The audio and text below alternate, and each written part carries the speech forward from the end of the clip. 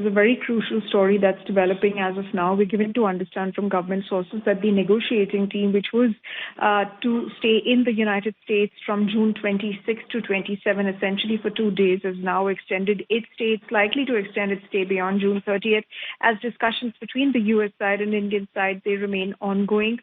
In fact, this delegation is led by Special Secretary Rajesh Agarwal, who's also the chief negotiator between the United States and India as far as the trade deal is concerned.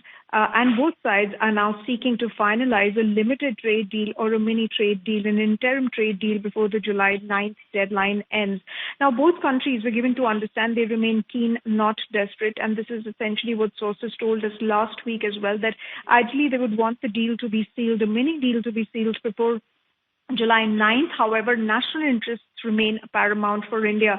Remember, these discussions are ongoing, and of course, challenges, as government sources indicate, challenges are emerging on U.S. asking for market access with respect to the agriculture, dairy sectors, and that remains challenging. And remember, India is still a large agrarian economy, and farmers are depending on minimum support prices for their livelihoods.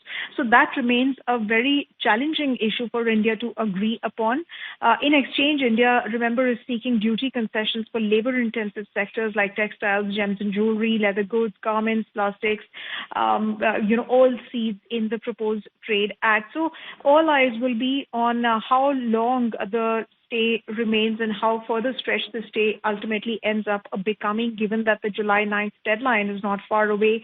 We're also given to understand from the several clips of Donald Trump, the U.S. president, he stated that there could be an extension, but he would not really prefer an extension on the relief that's been granted to countries on reciprocal tariffs. All right, Sumita, even as you point that out, given how you put that into perspective, the other aspect over here, what we have given to understand is that both sides are keen on doing a deal, but not desperate. So having said that, so still long distance as far as this is concerned. Well, there is no final timeline which has been announced because, remember, there have been several statements that have been made by the United States side, mostly by Howard Lutnick, by Donald Trump, that they're looking at sealing a deal. And of course, they've said that, a deal with India, a big one is coming, it's imminent.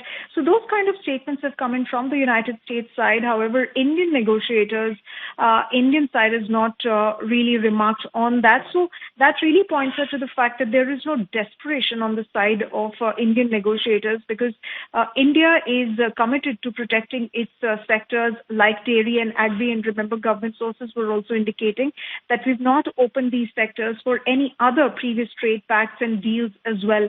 So that is a challenging factor that's emerging. However, we are also given to understand that if an agreement isn't reached by July 9th, the U.S. could reinstate up to 26% tariffs on select Indian moves. And government sources also indicated that it may benefit India in some ways and will not benefit India in other ways as compared to other countries. But however, government is bracing for both eventualities that are coming in. But one thing is for sure, that this trade deal, this interim trade deal, if it has to happen, then India will not really grant complete access to agriculture, to genetically modified crops and the dairy sector.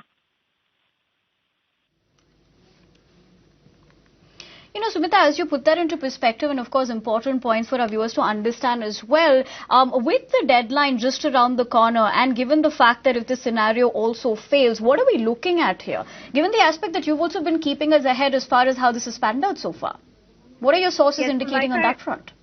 Yes, like I said, that if an agreement isn't reached by July 9th, then the U.S. could reinstate up to 26% tariffs. Remember, on April the 2nd, Donald Trump and his administration announced a series of tariffs on countries, and every country was slapped with a different set of tariffs. And India got 26% tariffs on Indian goods.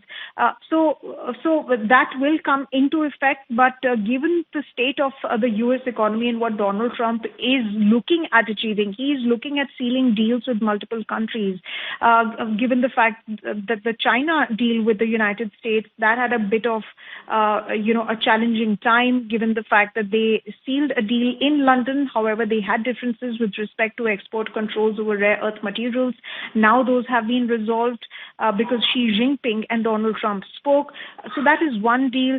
Of course, with Canada, the United States has announced that, there's not going to be any deal. So there is tension on that front. As far as India is concerned, he's been very positive about striking a deal with India. He's also stated that, that's a big one coming. There is, of course, conjecture whether there is increased market access that's been given by India to the United States. That has not really been confirmed by the Indian side, but we have been given to understand multiple times, on record, off record, that any deal that doesn't protect India's interests, that is not in the interest of its industry, its farmers, its sectors, that will not be done. And of course, India's interests remain paramount.